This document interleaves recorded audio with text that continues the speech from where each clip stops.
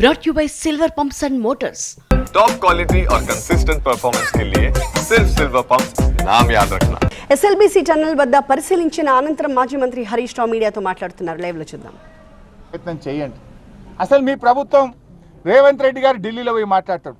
ఆయనకేమో ఇక్కడికి వచ్చి చూసే టైం లేదట. కరీంనగర్కో ఆదిలాబాద్కు నిజామాబాద్కు ఎలక్షన్ ప్రచారానికి పోతున్నాడు రేవంత్ రెడ్డి.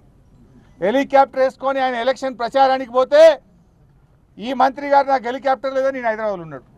హెలికాప్టర్ ఉంటేనే వస్తాడట ఇక్కడికి. ఒకనాడు హెలికాప్టర్ దొరకలే. రేవంత్ రెడ్డి వేసుకొని ఎలక్షన్ ప్రచారానికి పోతే ఉత్తమ్ కుమార్ రెడ్డి గారు హెలికాప్టర్ లేదని హైదరాబాద్లో ఉన్నాడు.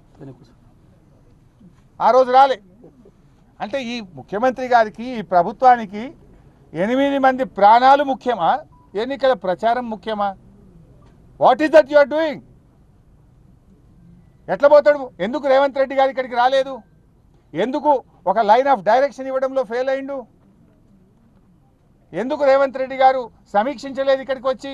ఎందుకు ఆ కుటుంబాలను ధైర్యం చెప్పే ప్రయత్నం చేయలేదు? నేను అడుగుతా ఉన్నా. ఎలక్షన్ పోవడానికి తీరిక ఉన్నది నీకు, ప్రచారానికి పోతున్నావు ఎలక్షన్లకు, కానీ ఇంత ముఖ్యమైన ప్రాజెక్ట్ ఈ రాష్ట్రంలో కుప్పగూలిపోతే పట్టించుకునే బాధ్యత నీకు లేదా అంటున్నా. అసలు ఇవాళ కాంగ్రెస్ అధికారంలో వచ్చిన 15 నెలల్లో 4 ప్రాజెక్టులు కూలిపోయినాయి. ఖమ్మం జిల్లాలో పెద్దవాగు కొట్టుకపోయింది. చాలా ఆస్తి నష్టం, పంట నష్టం జరిగింది. ఇవాళటి వరకు ఆ ప్రాజెక్టు పునరుద్ధరించే పని జరగడం లేదు. సుంకిశాల కుప్పగూలిపోయింది. హైదరాబాద్కు మంచినీళ్ళు ఇచ్చే సుంకిశాల ప్రాజెక్టు మీ నిర్లక్ష్యం వల్ల, అవినీతి వల్ల ఇవాళ అది కూలిపోయినటువంటి పరిస్థితి ఉన్నది. పాలమూరు ఎత్తిపోతల పథకంలో భాగంగా నిర్మించిన వట్టెం పంప్ హౌస్ జలమయం అయిపోయింది మీ యొక్క నిర్లక్ష్యం వల్ల.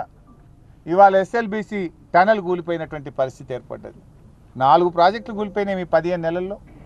ఏం చేస్తుంది ప్రభుత్వం? నేను అడుగుతా ఉన్నా. అసలు నీళ్లు, ఉన్న నీళ్ళని కూడా కాపాడలే మీరు. శ్రీశైలం ఇప్పుడు అడిగలు చూస్తే మొత్తం ఖాళీ అయిపోయింది. మనకు శ్రీశైలం మీద మహబూబ్ నగర్ జిల్లా కల్వకుర్తి, నెట్టంపాడు, భీమా దాదాపు 2,50,000 ఎకరాలకు నీళ్లు రావాలి.